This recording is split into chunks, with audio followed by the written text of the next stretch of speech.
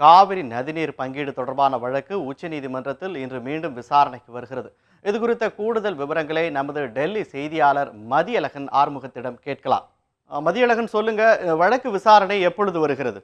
அது காவிரியிலிருந்து தண்ணீர் திறந்துவிட கர்நாடகத்திற்கு உத்தரவிடக் கோரி தமிழக அரசு தரப்பில் தாக்கல் செய்திருந்த மனுவானது கடந்த 5ஆம் தேதி விசாரணைக்கு வந்தது. அப்பொழுது 5ஆம் தேதி முதல் 16ஆம் தேதி வரை தினமும் 15,000 கன அடி வீதம் தண்ணீர் திறந்துவிட கர்நாடகத்திற்கு உச்சநீதிமன்றம் உத்தரவிட்டிருந்தது. இதனை எதிர்த்து கர்நாடக அரசு தரப்பில் தாக்கல் செய்த மனுவானது கடந்த 12ஆம் தேதி விசாரணைக்கு வந்தது. அன்றில் அதாவது முந்தைய உத்தரவை மாற்றி அமைத்த உச்சநீதிமன்றமானது 12ஆம் தேதி முதல் 20ஆம் தேதி வரை தினமும் 12,000 கன அடி தண்ணீர் திறக்க உத்தரவிட்டு வழக்கை 20ஆம் தேதி அதாவது இன்றைக்கு ஒத்தி வைத்திருந்தது.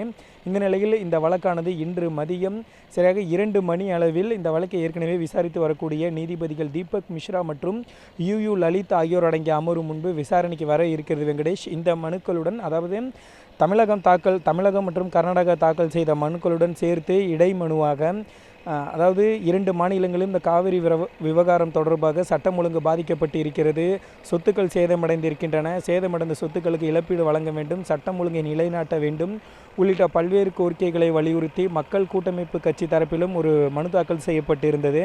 அன்றைய மனுவும் இன்றைக்கு சேர்த்து விசாரிக்கப்பட இருக்கிறது. அதே போல் நேற்று பெங்களூரை சேர்ந்த ஒரு தன்னார்வ அமைப்பான பெங்களூரு அரசியல் நடவடிக்கை குழு சார்பில் ஒரு மனு தாக்கல் செய்யப்பட்டிருந்தது.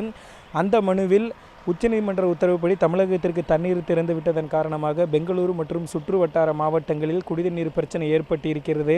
அப்பகுதி மக்களினுடைய குடிநீர் பிரச்சனையை தீர்க்க உச்சநீதிமன்றம் இந்த விவகாரத்தில் தலையிட வேண்டும் என்றும் அதேபோல் ஏற்கனவே நிலுவையில் இருக்கக்கூடிய மனுக்களுடன் இந்த மனுவை சேர்த்து கொள்ள வேண்டும் எனவும் அந்த மனுவில் குறிப்பிடப்பட்டிருந்தது.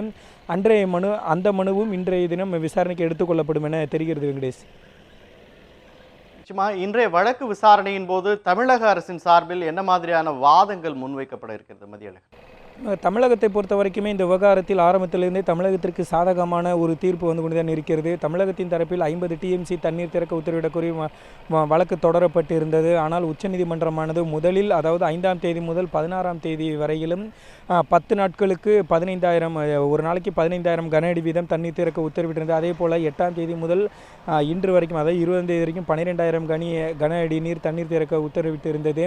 இந்த தண்ணீர் அதாவது உச்சநீதிமன்றம் உத்தரவிட்டது தமிழகத்தில் போதுமான அளவு இல்லை என்றாலும் இது ஒரு தமிழகத்திற்கு ஒரு சாதகமான அம்சமாகவே பார்க்கப்படுகிறது. இந்த நிலையில் தான் நேற்று காவிரி மேற்பார்வை குழுவினுடைய கூட்டம் நடைபெற்று இருக்கிறது. இந்த கூட்டத்தை பொறுத்த வரைக்கும் நாளை முதல் 31ஆம் தேதி வரை தினமும் 3000 கன அடி வீதம் தண்ணீர் திறக்க வேண்டும் என உத்தரவிடப்பட்டிருக்கிறது.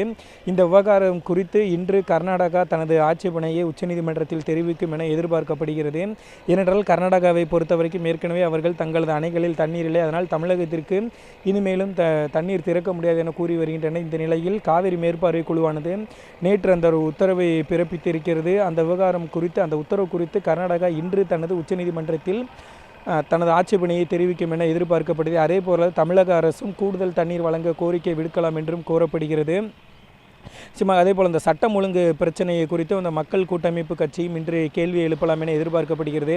கர்நாடகத்தை பொறுத்த வரைக்கும் ஏற்கனவே அவர்கள் வாதத்தின் பொழுது என்ன தெரிவித்திருந்தார்கள் என்றால், மேற்பார்வை குழுவை நாங்கள் மிகவும் மதிக்கிறோம், அவர்கள் என்ன உத்தரவு போட்டாலும் அதை நாங்கள் ஏற்றுக்கொள்வோம் என்கிற ரீதியில் ஒரு கருத்தினை பதிவு செய்திருந்தனர். இந்த நிலையில்தான் நேற்று அந்த உத்தரவு பிறப்பிக்கப்பட்டிருக்கிறது. வெங்கடேஷ், தமிழகத்தை பொறுத்த வரைக்குமே கூடுதல் நீர் வழங்க கோரி முறையிடலாம் எனவும் அதே போல் ஏற்கனவே வழங்கி வரக்கூடிய அந்த நீரை தொடர்ந்து கர்நாடகம் வழங்க உத்தரவிட வேண்டும் என்றும் அதேபோல் இந்த மேற்பார்வை குழுவினுடைய அந்த உத்தரவை அமல்படுத்த வேண்டும் எனவும் தமிழகத்தின் தரப்பில் கோரிக்கை விடுக்கப்படலாம் என எதிர்பார்க்கப்படுகிறது. வெங்கடேஷ், நிச்சயமாக உங்களுடைய கூடுதல் தகவல்களுக்கு நன்றி மதியழகன்.